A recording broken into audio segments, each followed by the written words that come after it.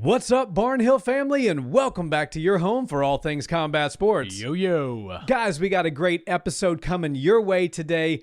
Ilia Topuria is in the news, and it's with Ryan Garcia for a potential boxing match, and Carlos Prates saying he wants to grab the 170 belt and welcome El Matador to welterweight. So we're going to talk about both of those scenarios and which one is more likely to happen, if either of them. Kamaru Usman and Dricus du Plessis are both saying that they have fight announcements coming within a week or so, and the speculation that is that it's going to be them against one another. So we will talk about that and what it means for 185, as well as the Rico Verhoeven versus Oleksandr Usyk fight that's coming up this weekend. We have Usyk as a massive, massive favorite, but could Rico do some things that make it challenging for the heavyweight champion? And of course, Colby Covington has called it a day, so we will give a quick synopsis and recap on Colby Covington's career and where we kind of rank him among people that never became a true undisputed champion. As always, everything in the timestamps below, so if there's a particular conversation that you're most interested in, you'll know where to find it. But Nick, let's start with Topuria. Let's do it. A lot of back and forth on X this morning between him and Ryan Garcia. Yep. So Topuria said in an interview that was translated from Spanish to English, I would love a challenge. He's looking for a challenge after the Gaethje fight. He believes that he's going to walk through Justin Gaethje. And then he said, I'm really looking for something to light that fire under me at that point. I believe I'm the best athlete in the world. I believe that I can beat Islam Makhachev. But just another title defense at 155 doesn't seem to be really getting his juices flowing, even though we think Arman Tsarukyan would be a great fight. He's wanting to challenge himself with something extremely difficult, and that would be one of two things. One, going up and challenging the number one pound-for-pound fighter in the world in Islam Makhachev, or go into boxing and defeating one of the best young boxers in the world in Ryan Garcia. Now, Ryan Garcia basically said, you stay in your lane, I'll stay in mine. If you come to my lane, you're going to be sipping through a straw. Right. Now, let's not pretend that Ilia Topuria couldn't knock out Ryan Garcia in a fight with the right shot. Is that likely? Absolutely not. Ryan Garcia would be a heavy favorite to win, and I would pick Ryan Garcia to win that fight. But Ilia's got tremendous power, and they're both big stars, which makes that fight compelling. Maybe the most compelling potential crossover match since McGregor versus Mayweather. What say you? I love the fight, and I love the fact that they're calling each other out because, you know, everybody wants to see the boxer do MMA or the MMA guy go over to boxing. Selfishly, as MMA fans, we prefer watching MMA guys go over there and make a whole bunch of money. But realistically, it's hard to find a way to beat not only just like a has-been boxer, but even more a world-class boxer like Ryan Garcia. And while I love Ilia for being so confident and daring to be great and calling his shots, he's got the venue booked for his party the night before the Justin Gaethje fight. Like, the confidence is just Topuria oozing out of him at this point. And it's part of his shtick. It's part of like the persona that he has created and gone public with. But yeah, I think that him versus Ryan Garcia, there's so much talk about another crossover fight happening. And with Dana White having Zuffa Boxing, even though he's come out and said that, no, we're not going to put any UFC fighters into Zuffa, we want to grow this as a true boxing organization, I feel like that's a miss. And the best way to get a ton of eyes on Zuffa immediately is to use some big stars that you've already created over in MMA and find a way to do a crossover fight with another big guy like Ryan Garcia. Ryan is such a worker. He's a great boxer, but he's more than just a good boxer in the ring. He knows how to sell a fight. He knows how to promote. He knows how to promote himself online leading up to fights. You know, even when he's not in a camp or he's not set up with the high quality DAZN or ESPN camera crew following him around, he's live streaming and getting tons of numbers. He's getting with all these famous celebrities and influencers and making sure that his face is always in the limelight. So I think good things should happen for Ryan Garcia. And I think that boxing, more than MMA, needs some of these crossover fights every now and again just to get new eyes to boxing. Boxing fans love boxing, and they always will. But that group of people is only so big.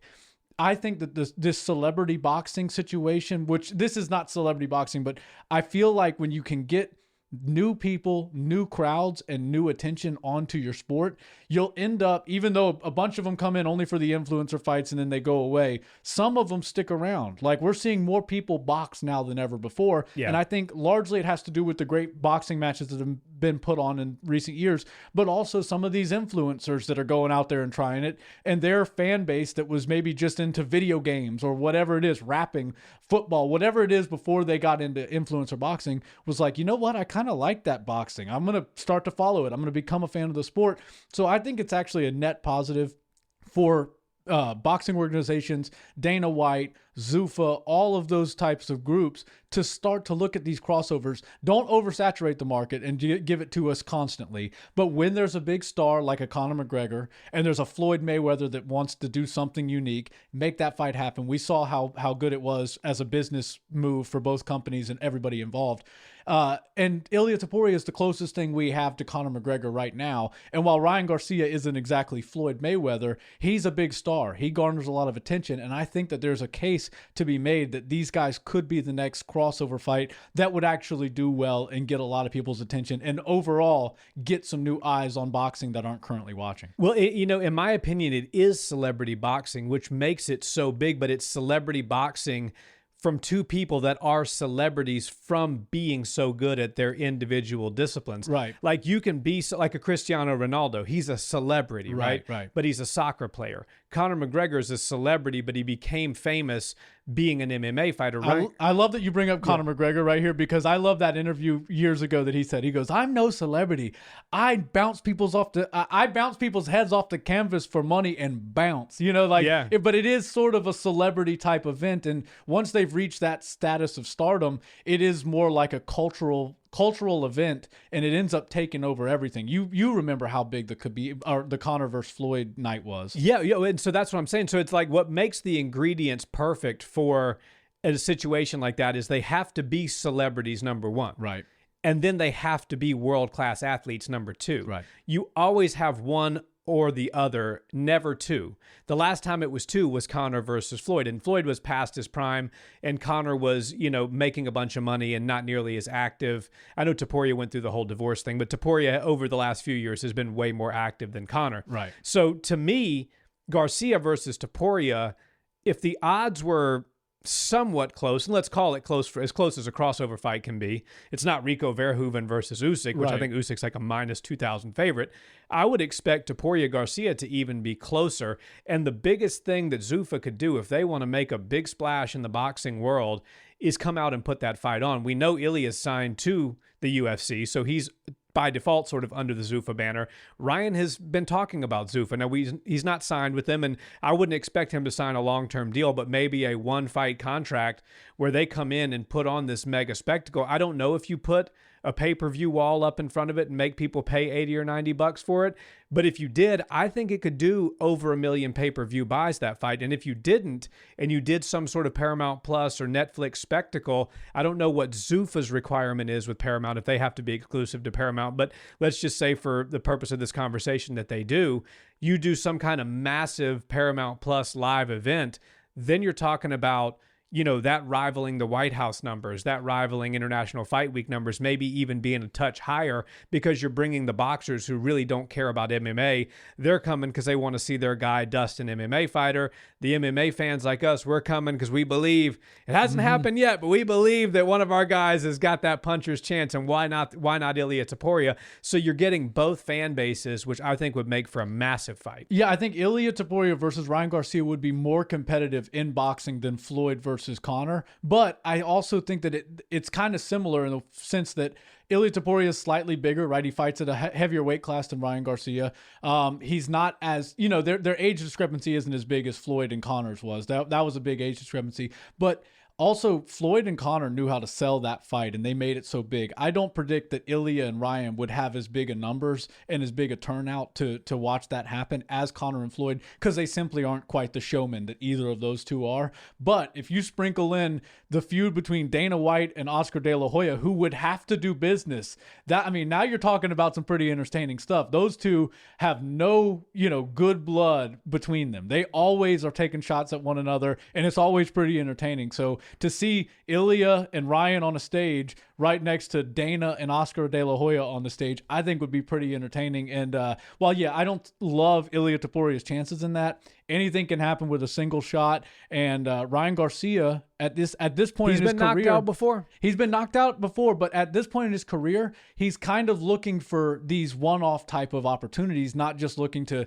get into the ranks and keep fighting for world titles. Like, once you've had that, now you kind of want to line your pockets with some big events. If they're willing to give him some kind of Conor Benn contract, one fight, $15 million, I'm sure he'd be willing to take that. And I also think Ilia Topuria would love the opportunity because it's no risk really for him and all reward if he wins. If he loses, yeah, of course, I lost to Ryan Garcia, is one of the best boxers in the world. If he wins, superstar. He's the first guy to win the crossover for the team MMA. Well, this is interesting, and I want to move on to Carlos Prates, but you said something in that last little bit there that you said Conor McGregor. You think that Ilia Topuria versus Ryan Garcia would be more competitive than Conor Floyd. Now, I will remind you, that fight went 10 rounds, and Conor won a couple of rounds. Yeah. So you're saying that you think that Ilia Topuria would win not just a round, but multiple rounds against Ryan Garcia in boxing? Well, I think so. Conor McGregor and Floyd was way more competitive than anybody assumed it was going to be. I mean, Conor won that first round, period, end of story, even though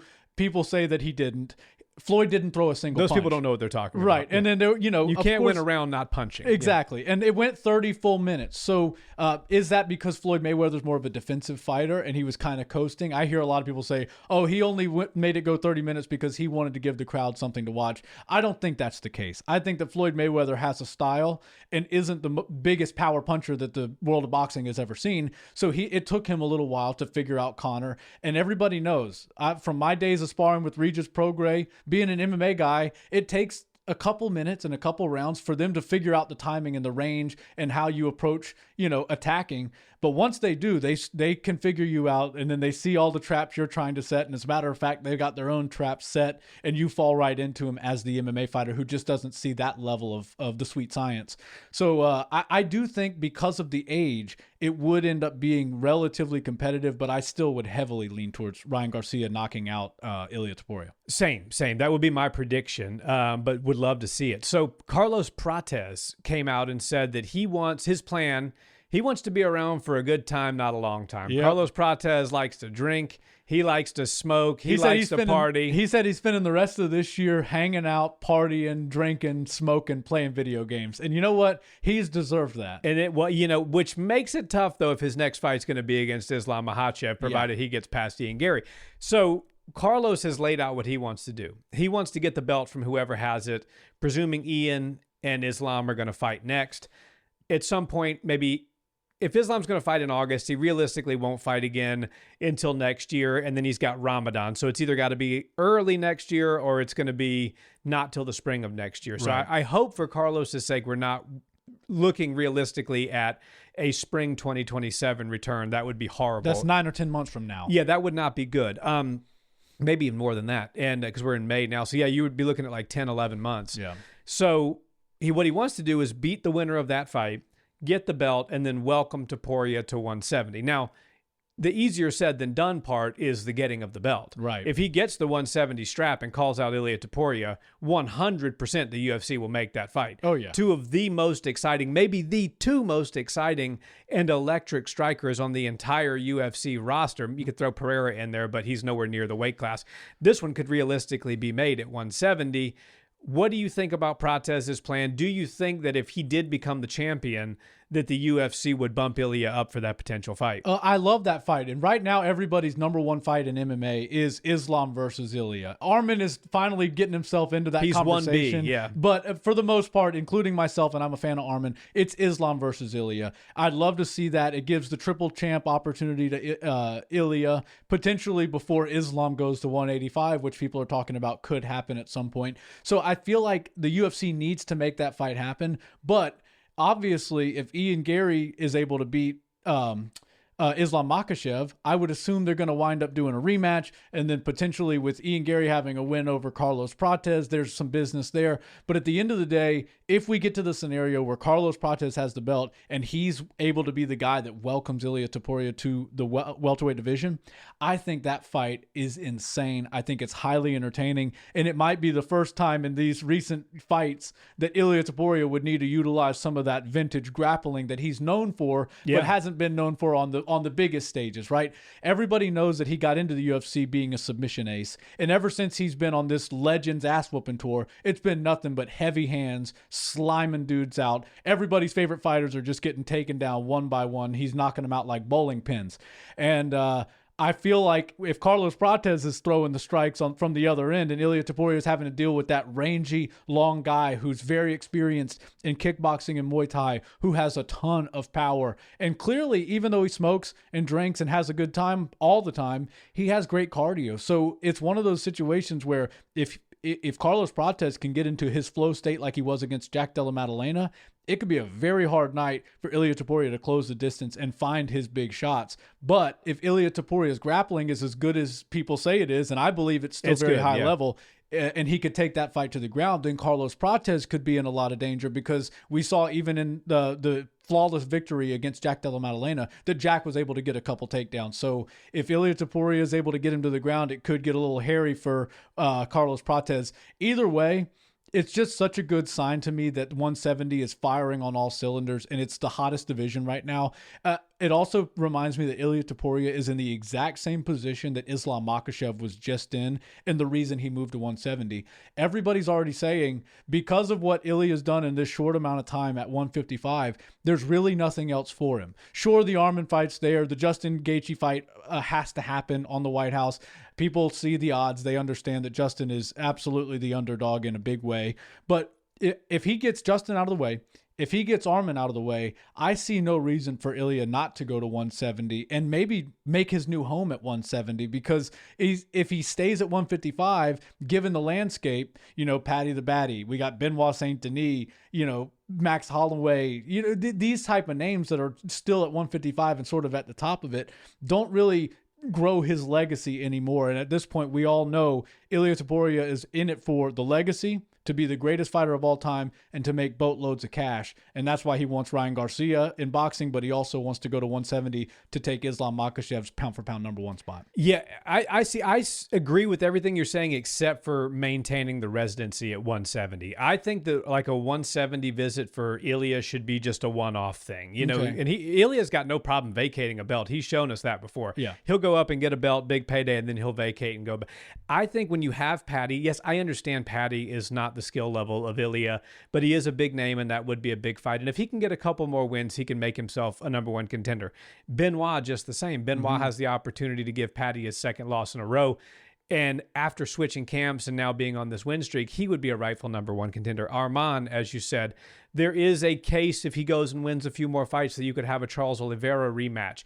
There's some up-and-comers at 155. There's Quillian Salkild. There's things like that we don't know where the landscape's going to be in 2 years. But I think that Ilia should pop to 170 when it makes sense. But I think he should finish out his career at 55. And I think when we see him at 70, even if he wins the fight, and I'm not saying he can't go up and beat Prates or can't go up and beat somebody like Makhachev. I think it would be difficult. But when you see him in there, like, okay, you beat Carlos Prates. Now here's Michael Morales. And even though Carlos Prates might be able to beat Michael Morales, when you get in there and these two guys are in the cage together, you're like, what the hell are we doing here, guys? Topuria comes up to Morales' nipples, and he's 30 pounds undersized. Exactly. And Topuria, I bet you Topuria would be like how Conor was when he fought Nate at 170, where he didn't even weigh, I think he weighed like 168.4. Yeah. And we just saw on X a couple days ago that Michael Morales is weighing in at like 230. Yeah. So at some point in time, that's why I think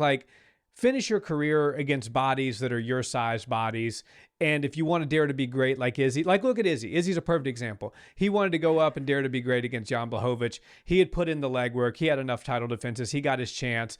He didn't get his hand raised, but he went right back down. Yeah. I think even hand raised or not, you go back and you fight where your career has been made, which for Ilia, I think when it's said and done, will be made at 55. Well, I believe this, and it's crazy to say this, but one of the best things that could happen to Ilia Topuria in his career, if he goes to 170 and doesn't get his hand raised, coming off a loss is one of those situations where he could end up fighting Conor McGregor. And right now, nobody thinks that fight would be competitive. Ilia should go and steamroll Conor because of the inactivity and just the game evolves so fast. He's at the pinnacle of it right now. Conor was at the pinnacle of it, but about 7 or 8 years ago. Yeah. So, but Max Holloway, coming off a loss, has just got Red Panty Night signed for himself. So it doesn't matter if you're that big of a star that you have to continue winning. Obviously, Ilia Topuria winning every fight from here on out and retiring undefeated is the best case scenario for his career. But if he does decide to go up to 170 and he loses to Makhachev or he loses to Prates,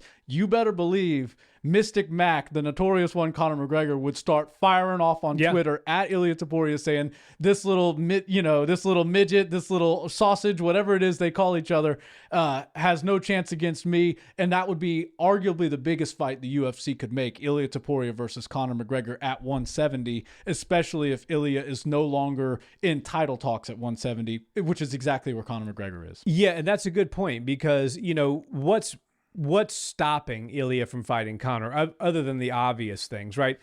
Conor McGregor is in no way, shape, or form reasonable to throw into a title fight. Well, Ilia is the champion. He's got every damn belt around him. 45, exactly. 55, should have BMF and wants 170. Exactly. So, and Conor McGregor is, so basically Ilia would need no belt coming off a loss, just like Max Holloway lost his belt coming off a loss. Now we can make a fun fight happen because there's nothing on it. Right. The people, like the fan, even the casual fans would push back on giving Conor I would hope so at least, on giving Conor an undisputed title fight. But if there's no title on the line, I could see them making that type of fight because it would drum up a huge night of business. Yeah, if Ilia Topuria was on a 2-fight losing skid right now, but still a big star, he would for sure be at the very top of the line for the Conor McGregor return sweepstakes. Exactly. They got Max Holloway. I believe Max is the right guy and so deserving.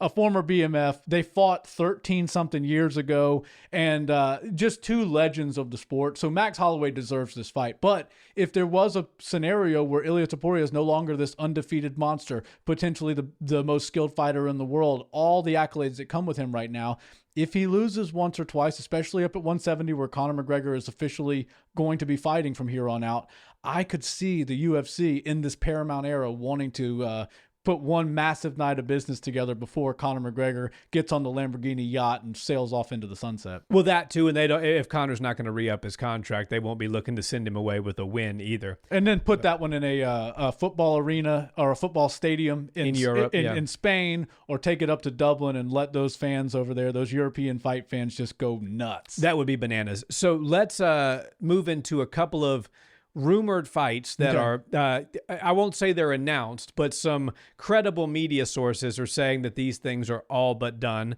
185 and 205. That 185, it looks like we're going to have DDP versus Kamaru Usman. Love that. And at 205, Big Ank back in action, looking like he's going to take on Khalil Rountree in July in Abu Dhabi. There we go. Again, both of these are speculated, but with credible sources saying that they're going to happen, as well as DDP and Kamaru both came out and said, we have a fight announcement coming next week, and the presumption is that it's against each other. Now, let's just operate on the assumption that that is the fight that they're going to make. I think it's a great fight to make. Usman has come out and said, I want one more run at the title. And when you're a champion that was as dominant as Kamaru, that fought as often as Kamaru did, and looked as perfect as he did for as long as he did until he got older, the UFC should grant him what he wants. But this is the UFC's way of saying, yes, but with a caveat. We will give you one more title run because, make no mistake, beating Dricus puts you in a title fight, especially when you have a win over the current champion and Sean Strickland.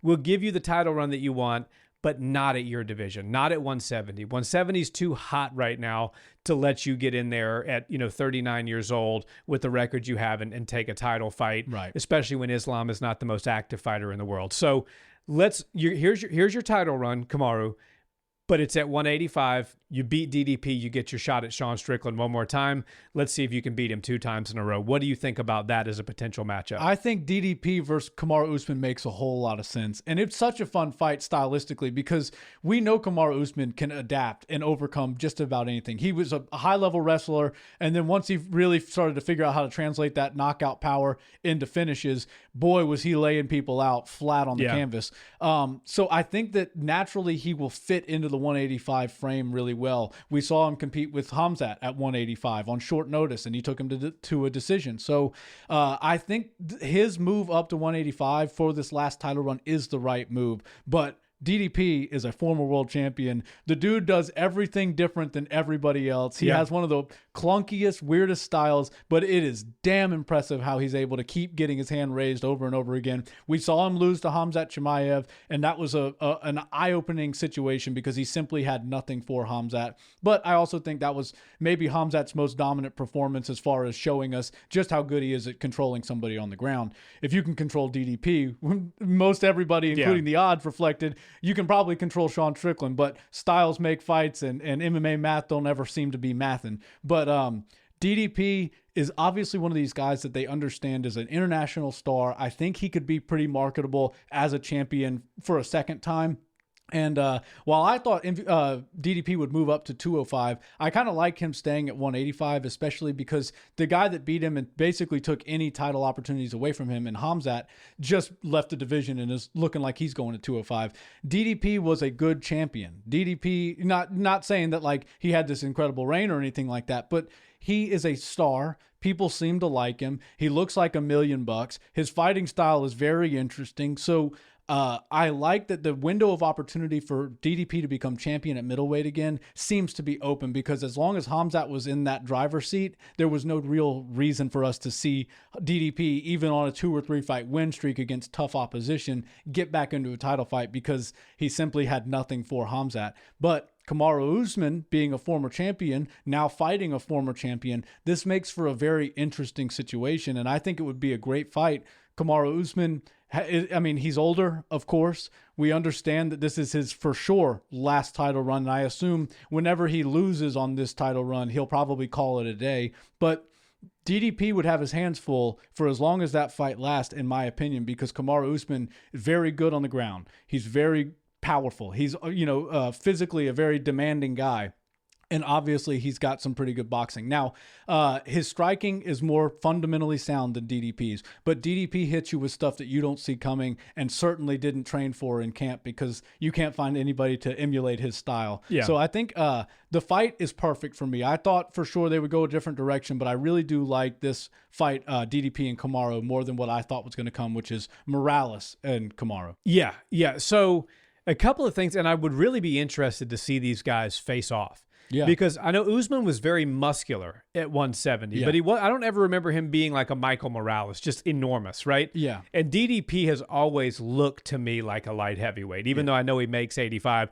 I would almost want to see them together squaring off before I could even make my prediction. Yeah. Obviously, Kamaru has more accolades, a more storied career, technically better pretty much everywhere. But DDP is so powerful, so strong, so unorthodox, so young. You know, Kamaru is pushing 40 years old.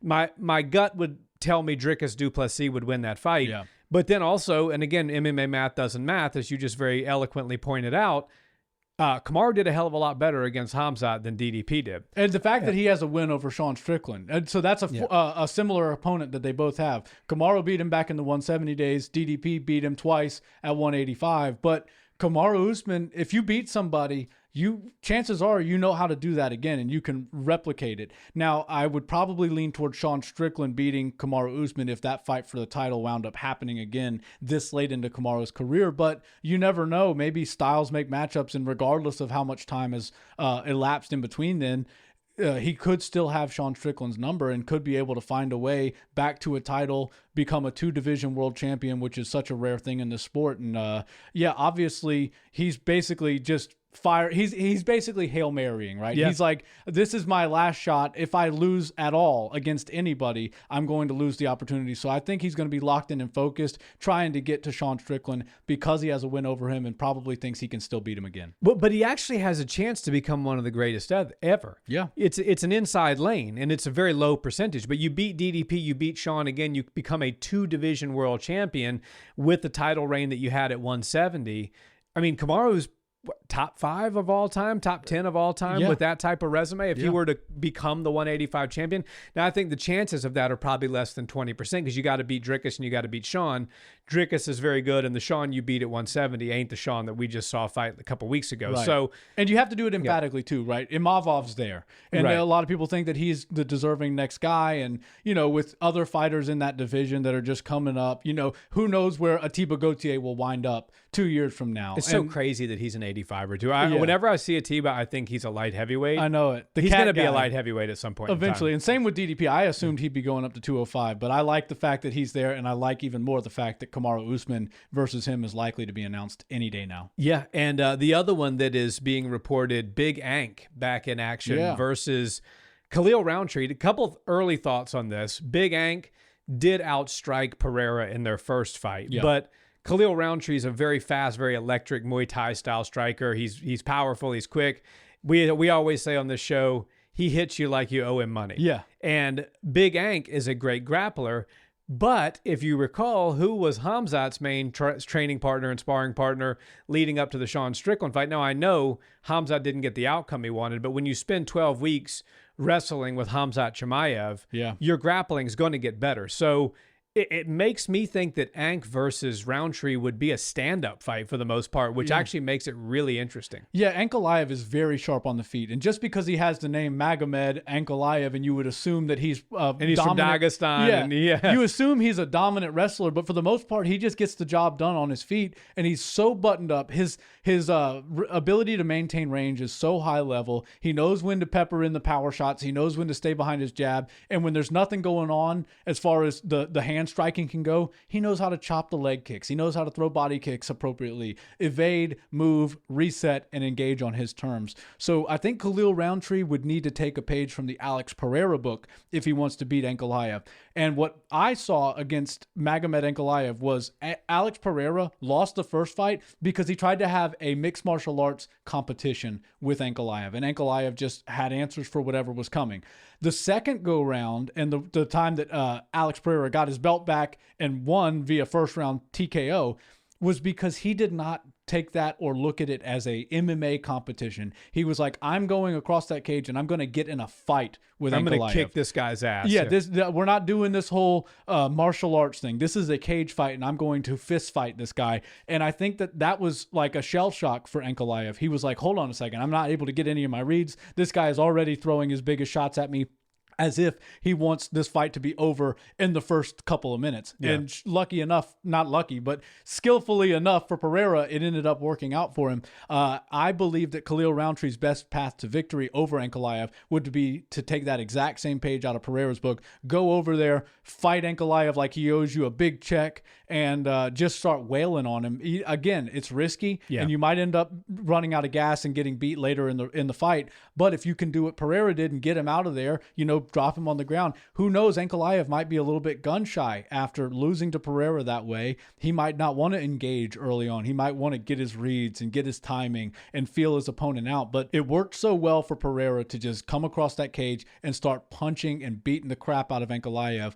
I believe Khalil Rountree would likely only win that fight if he was able to replicate that exact same performance. Yeah, when you fall into Ank's trap of getting into his cadence and his rhythm and his distance, he's really hard to beat. Almost impossible at 205. But if you go and take the fight, it's like Deontay Wilder back in the day. Everybody was so afraid to box Deontay Wilder that they would back up and kind of stay shy. And that's exactly what he wanted until Tyson Fury said, you know what? I don't have any respect for this man's power. I'm coming right across the boxing ring and I'm going to take the fight to him. Yeah. And we know that Tyson he did get, sent to the shadow realm and then resurrected and all in less than 10 seconds time. But he got the better of those fights with Deontay. He won most of the minutes by just taking the fight to him. And that's what I think that that would be Rountree's best option. I think the fact that he has grappled with Khamzat is going to make his grappling and his ability to get taken down, his takedown defense, if you will, much better. Really, really good fight. You don't know what's going on with Carlos and what's going on with Khamzat and where that all shakes out, but in Yuri Prohaska. But you got to think that Ank versus Khalil, the winner of that, would be on a very short list for a potential title fight at 205. Yeah, and the title, or not the title fight, but the fight I want to see most at 205 is Khamzat versus Paulo Costa. And depending on who has a better performance, Ank versus Khalil, Costa versus Khamzat, whoever wins in the most emphatic fashion would likely get Ulberg on his return. Yeah, that's a tough 4 opponents to potentially go up against. For sure. Let's talk a little boxing. Okay. Big match coming up this week. Rico Verhoeven. A lot of people say he's the greatest kickboxer, certainly the greatest Dutch kickboxer of all time. Yeah.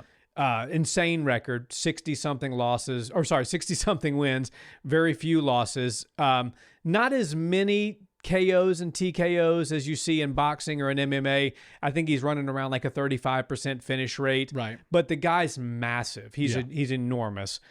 Oleksandr Usyk, in my opinion, is one of the most skilled boxers in the world right now, which I almost never say for a heavyweight. Yeah. You know, you say the heavyweight's the scariest guy. He's got the heaviest punch. He's the most feared. You don't always say he's the most skilled. But Usyk is up there with he's up there with your Shakur Stevensons, with your Terrence Crawfords of the world.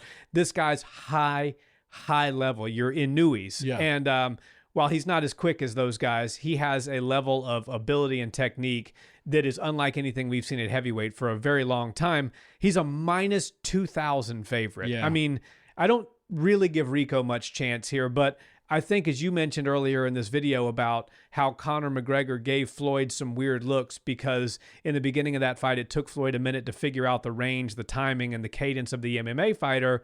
Rico's best chances in this one are early as well. Yeah, and this fight's so interesting to me because we haven't seen a whole lot of Rico. Unless you've been watching kickboxing, at the highest level, you're not really familiar with him. Everybody knows Usyk. He's the best heavyweight champion we've seen in a meaningful amount of time. Yeah. And is just so skilled, like you said. Of course, the smaller you go in the weight classes, the more technically proficient the guys are. But his fight IQ is on display every time he fights. And I think that Usyk is going to end up being one of the most loved and highly touted boxers of all time, regardless of weight class.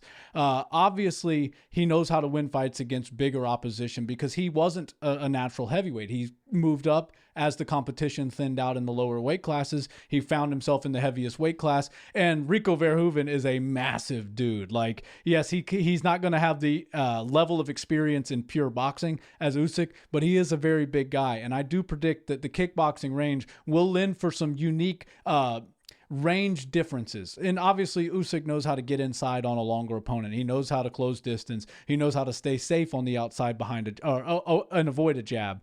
But I don't think that because this fight is heavyweight that we'll actually see that big of a difference. And I think that Rico will come looking to actually box with him because Conor McGregor relied a lot on footwork and the way an MMA guy kind of bounces around the cage. And we don't see that near as much in heavyweight sports of any kind, right? The MMA guys that are heavyweights, they kind of stand and they trade. Boxers, for the most part, they don't move like the lighter weight class guys. And I don't see kickboxers, even though they do utilize their legs and they utilize kickboxing range much more than a boxer ever would, being able to be like super fast on his feet. That's not really Rico's style. So I'm interested to see this. It feels to me like Netflix combat sports is all about the lopsided fights that are just sort of money grabs. And I actually like this fight, Rico and Usyk, a lot more than I like the MVP card that just took place last weekend, because I feel like this is,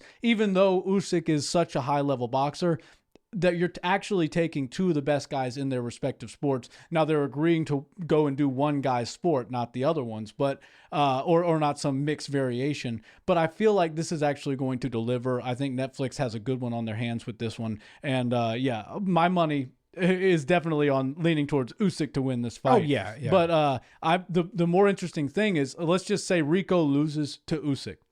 the best thing that can happen is if Netflix wants to continue going into this combat sports world. You've already had some great boxing events. You just had your first MMA event. Rico Verhoeven is the most decorated, highest level, and biggest name in kickboxing, basically, of all time. So take Rico and take Francis Ngannou and somehow make those two fight, but not in MMA rules, not in boxing rules. Let's do the first ever kickboxing match live on Netflix, a massive spectacle for the sport of kickboxing, which in a lot of regards has not gotten the respect as all the other combat sports. Even Muay Thai seems to outshine kickboxing. And I don't know if it's just because of the different rule set, maybe people aren't as into watching kicks happen, but I feel like if you had Francis Ngannou, who is a big name and has crossed over from MMA to boxing and would be, I'm sure, down to go do kickboxing, and Rico Verhoeven, who had talks with the UFC not that long ago before he ultimately signed this big deal to do the fight with Usyk.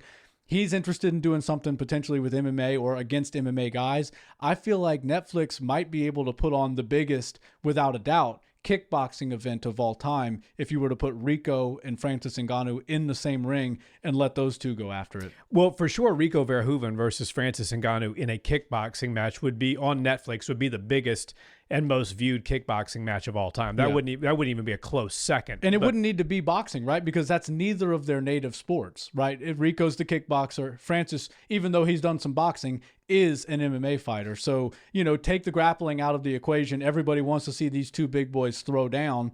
Give them kickboxing rules. When you first said it, I was like, I don't really love it in kickboxing. I think MMA, because Rico was, talking about coming to MMA. Francis is an MMA fighter. If MVP is looking to do more cards, they could put on another MMA fight between Verhoeven versus Francis. But then the more I started to think about it and marinate it here in real time, I don't hate it, because when you think about Francis beating Cyril Gane, Cyril was a better kickboxer, and Francis resorted to wrestling. Right. And I don't think anybody really wants to see Rico Verhoeven wrestled for 5 rounds. We know Francis is a better grappler than Rico. Rico doesn't grapple. Right. So what is Francis known for? He's known for starching folks. He's known for knocking people into next week. Throwing the heaviest hands basically of all time. Of all time. I mean, he's got the hardest punch, unless it's been broken now. That record, by the way, has been speculated to have been broken so many times. But apparently Joe Pyfer has it now, but I don't see that being true. If I had to... My fate was I had to be either punched by Joe Pyfer or Francis, and I had no way out of it. I think I would choose Joe Pyfer to punch me instead of Francis. Yeah, so me too. There we go. That's how I feel about that. Yeah. Wouldn't prefer either. Yeah, but certainly not. I think that there may be something to the kick. Now, is it likely they'll probably go the MMA route? But if they went the kickboxing route, it basically gives Francis the tools that got him to the party, because he didn't get to the UFC wrestling. He wrestled when he got outclassed by a kickboxer. And it would give Rico his best tools and makes for a fun fight, right? Yeah. I mean, both these guys are in their late 30s and both these guys are big names. Why not do something like that? It certainly would be a hell of a lot more competitive than Philippe Lins, who's a 3-year removed from the UFC light heavyweight, fighting Francis for God knows why, what reason. Yeah, well, and the thing about it for me is, moreover, just to give kickboxing the type of shine that I think it deserves. Kickboxing has some really interesting fights, and if you go and look at Glory and you go look at the top organizations out there, there are some really fun fights that take place. Japanese kickboxing is really taken over these days, and a lot of people are into it because of the style. Now, theirs is a little bit more boxing heavy, chop the legs, but it's very intense and very fun to watch. So kickboxing is right on the cusp, but they've never got the shine of boxing. They've never even got the shine of MMA, and Netflix could break some barriers for kickboxing, and we could see a whole generation of kids decide they want to get into kickboxing, which is a great martial art. It's a great form of combat sports, but it's never had two massive names like that on a main stage like Netflix. So Rico versus Francis would be fun. I know for a fact that Alex Pereira will likely not fight anywhere besides the UFC, but let's just say he fights out this 8-fight contract and wants to go back to his roots of kickboxing. Now we're talking about potentially Alex versus Rico, Alex versus Francis in kickboxing, and just make it a little bit different. Give us something unique rather than just MMA guys go into boxing or kickboxers go into MMA. Let's just let these guys go under the kickboxing rule and see if it sinks or swims as the sport for the masses. Yeah, agree. Except for the fact I don't think Alex is getting. I don't think we see Alex 8 more times. I think Alex is retiring with the UFC, but that would be fun. And speaking of retiring, that's the last thing I wanted to talk about today. Colby Covington called it a career, informed the UFC matchmakers that he's done, which begged the question to me, well, one, I think Colby genuinely had his feelings hurt. Me too. I think he really wanted to be on that White House card. I think he felt like he was a company guy for the UFC. He felt like he did enough promoting and marketing. He felt the closeness to Trump. He was on the campaign trail with him. He's rocking the MAGA hats. I mean, he sold out completely for Trump and for MAGA. Yeah.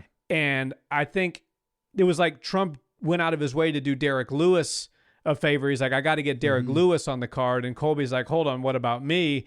But then the UFC, we find out that they offered him Bo Nickel at 185. Yeah. He's like, why are you offering me a prospect? And I do agree with that. I don't always agree with Colby, but I do agree with that.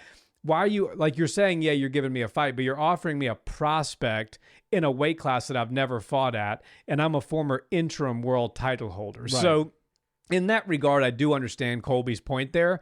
What is your take on his retirement? And then I want to know where you rank him amongst fighters in the UFC that never got the undisputed. Colby Covington, in my opinion, is one of the best fighters that never got the undisputed title, but I can see why he gets so much hate. He's able to evoke so many emotions out of people, and that was his job, right? He was brought in by the UFC to ruffle feathers, and he realized shortly into his career, he was like on the chopping block from getting cut, and he was like, I got to switch this chaos button on and be in full effect. I got to start making people angry with everything I say, and he'll never get the credit for his skills because of his mouth and what he did outside of the octagon. Obviously, when you start to bring politics into things, people get a little bit, up in arms if maybe they don't agree with you, or maybe they do agree with you and now you become their favorite fighter, but it wasn't for your fighting skills. It was for other reasons. Right. He was self-proclaimed Trump's favorite fighter. And I do think Trump really did enjoy watching him fight. He's always been very respectful, in the direction that he leans, right? He gets out there. He's got the We the People tattoo. He's got an American flag on his arm. I think that was a cover up over whatever it was. So he went full blown, like, I bleed red, white, and blue. I'm an American fighter. I deserve to be on the Freedom 250 card. First responders, police, like he was that guy. You know? And obviously he believes all that stuff. He does feel that way, but so it's not a fake persona. But he pushed it up and turned it up to 11, so he could ensure that if anything like a White House card ever came up, that he would for sure be a shoe-in. And it feels weird to me because Bo Nickel is this American guy, and everybody wants to tie on to that boat because they think there's, a potential title shot for Bo Nickel in the future. We could see a great American champion, but that day hasn't come yet. And Colby Covington was a proven guy at 170. And even though he never got the undisputed, he did get the interim,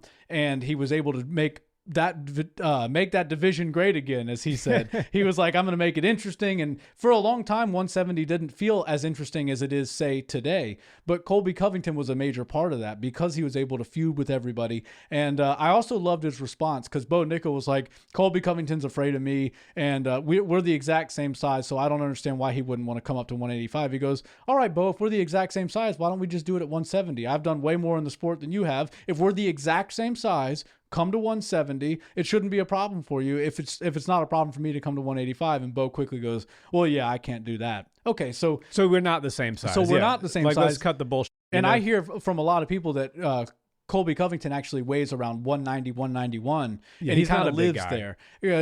I've been in the room when Bo Nickel was cutting weight at the PI, and I can assure you that it wasn't a small 5-pound cut to 185 for him, but he did it like a champ, like a wrestling champion and an absolute professional, but it was a serious cut. Suffice it to say, he wasn't going 15 more pounds to welterweight. Correct. So, yeah, okay. So, in my opinion, I think Colby's top 3 all time that never got an undisputed belt. You got to put Dustin Poirier. Justin Gaethje's career is not over yet. Yeah. So we have to see what happens. Yep. Unlikely, but there's still a chance that Justin Gaethje could become an undisputed champ. But as it sits right now, and I mean, maybe I'm missing somebody. I'd have to go way back in the archives for some of those OG fighters. But I think you got to throw some respect on Colby's name. He gave Kamaru, and I think Kamaru is one of the best 170 fighters of all time. Yeah. Gave Hamza Chimaev all he could handle, like been in there, knocked out legends, knocked out Jorge Masvidal, who was one of the most feared strikers at the time in brutal fashion.